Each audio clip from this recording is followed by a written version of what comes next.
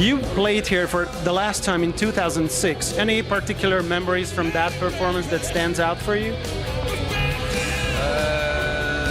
For me, I had a good night. A friend of mine who happened to be there reminds me I had a particularly good night in 2006, which makes me worry that the rest of the time I'm not very good. But I was told I had a good night playing. Other than that, I can remember our bass player and rhythm guitar player doing something that I can't say on national television.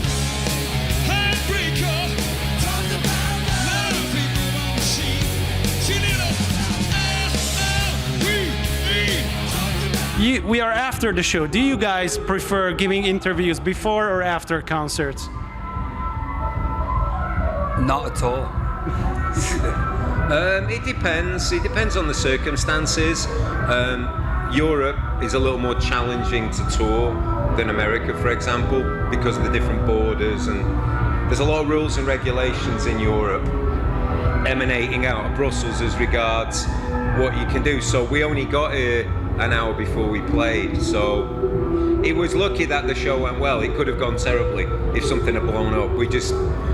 It was what we call a throw and go, and luckily it went well, so we were happy, you know. But it's a gamble. There's no guarantees that we didn't have time. We couldn't get here in time to do a sound check, so it just was kind of like, so that kind of stuff's a bit nerve-wracking. So we wouldn't have really been any frame of mind to do an interview before the show. As a matter of fact, we were both asleep, weren't we? Because we had to wake up to get into Hungary from Serbia at like 9-8 this morning, and we didn't play till 11 o'clock the night before. So that kind of stuff is out of the background of what we do for a living, and it's kind of different than a normal job. And so normal people don't usually sleep at 5 in the afternoon, but we do, because you sleep when you can.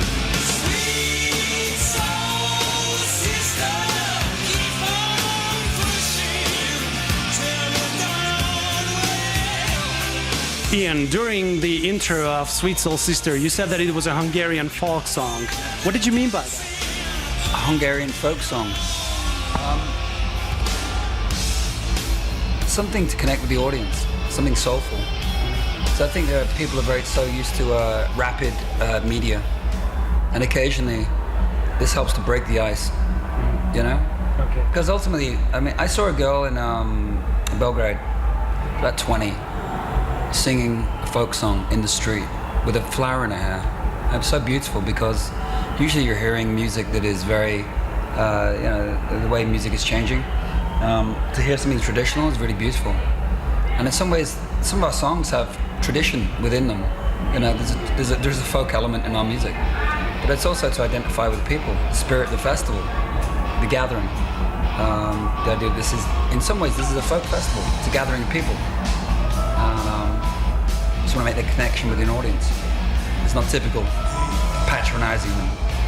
You know, you guys are great. To make that connection, it breaks the ice for them, because sometimes they're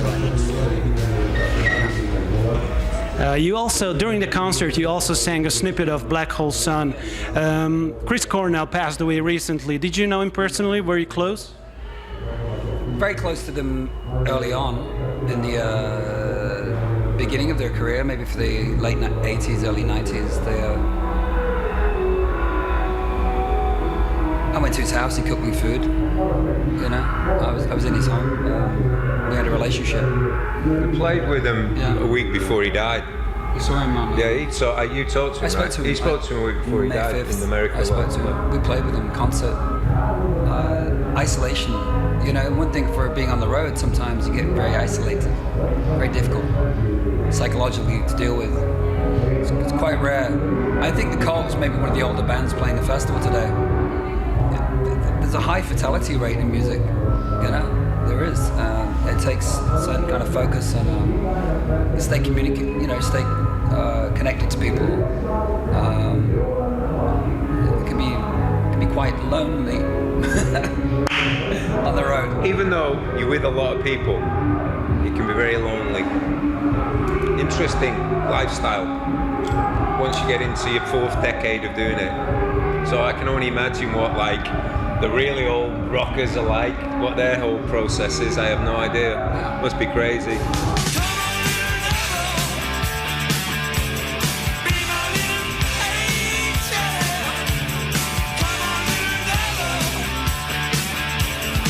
A couple of years ago, you played your album Electric in its entirety. Now, Electric is 30 years old this year. Any plans to do something like that again? Oh well, definitely not. We're not good on anniversaries, are we? We don't. I think anniversaries are really easy, low-hanging fruit. The way we presented Love and Electric was a reinterpretation with the graphics, the visual elements, the way we had two sets, different band, different. We didn't try and recreate the period or the moment. Other than play the music.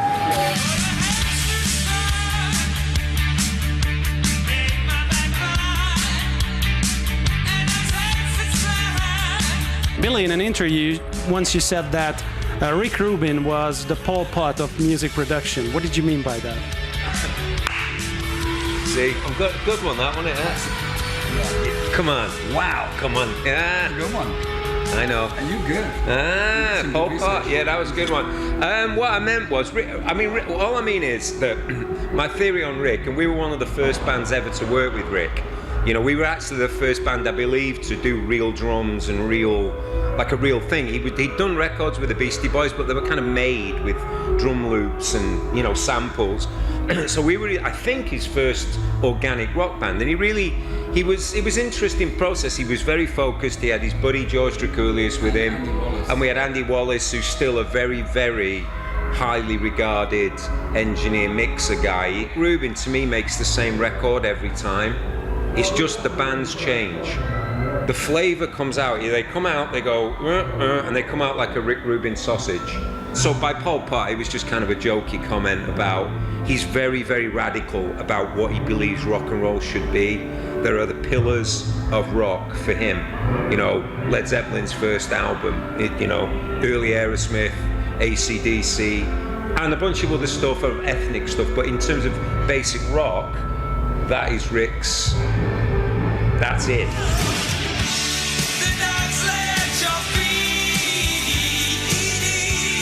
How's your soccer playing nowadays? I still play actually, but I still play in a old man's league. I'm not quite ready for walking soccer yet.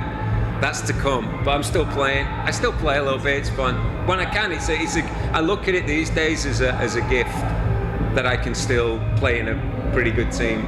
That's it. Ian, can you play? I don't play football. No. Good. No. Sadly. We used to play together on teams, didn't we? I train in martial arts. That's my main discipline for physical, but not football. It's really. He'd like to. Well, I don't know. I kind of I had to walk away from it as well, physically, but also psychologically, because it took up too much. I was very passionate about playing football. Very. I was playing like games, drive all over the city, LA, to find a game. Sometimes play 2 games a day. It was crazy. I love playing, but it was too much. It was just too much.